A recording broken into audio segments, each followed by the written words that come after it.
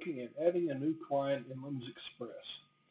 From the main menu, click the Setup tab, then click the Clients button. To see if the client's already in here, you can start typing in the name. Nope, it's not there, so I'm going to hit the Escape key to clear that out and hit New Client. The client name and client ID both must be unique. So we're going to put BRG LLC, and then I hit Tab to go to the client ID field, and here we have three options. The first is using the next sequential client ID number. The next is a combination of letters and digits that will be automatically entered for you. Or the third is to enter it yourself. We'll just pick the third. We'll type in 3 and hit OK. And we'll just put BRG LLC. Now we're going to hit Tab and Tab again. Now this client name here, this is what's going to be in your accounting program, such as QuickBooks, Sage, or some other accounting program. limsExpress already has an export for QuickBooks and Sage, and we can customize one for another accounting program if you have that. So we're going to put BRG LLC, and we'll put the first name, let's see, Tom Bradley. Address 16334 Highway 34, Unitown, Colorado 80000. If you have clients outside of the country, you can go ahead and fill that in. We'll just fill this in, 555 555 5555, and we'll put T. Bradley at brgllc.com for the email. And in this email, if you need to send it to multiple people, just put a colon between each address, and it'll go out to each address that you need. Now, this report mailing label, that's going to go out on all your certificate of analysis reports. And so to make it easier, instead of typing all that information, click the Copy Accounting Data Report label. And then say you want to go to the lab manager.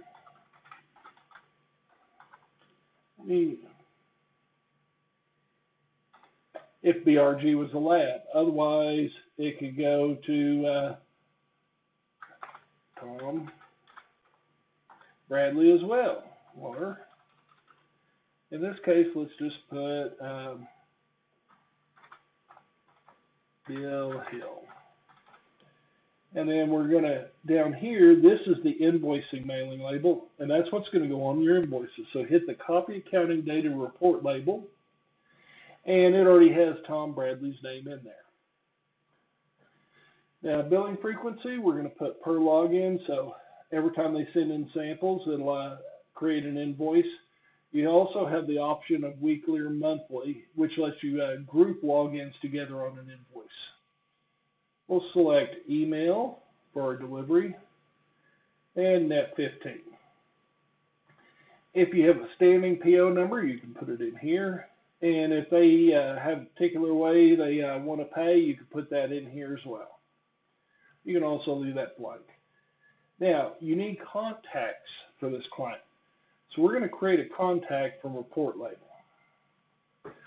So now you see we have BRG LLC, phone number, mobile, fax, and it went ahead and put Tom Bradley's number. Now you could change this right here to Bill Hill.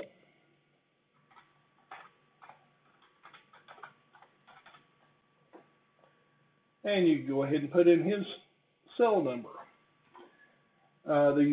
You could add notes here for each contact. And this is the main contact, so it's yellow. Now you can add as many contacts as you need, so the reports, the certificate analysis can be mailed, emailed, or faxed even to all the different contacts. And when you log in a new sample, what it's going to do is going to show you what the default is for them, but then you can change it at login. In this tab, we have pricing.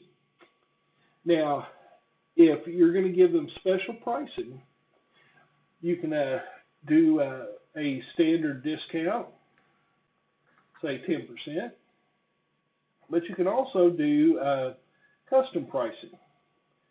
Now, if it's for a particular project, you'd put the project name in, and then for that project only, when it's logged in, it would get that pricing. But if it's just a standard price for them, we'd go ahead and select whether it's a test group or test, and we'll just select group, and we'll choose metals. Now, the normal price is $300. So what you're going to do is type in whatever price you want. We'll do $275.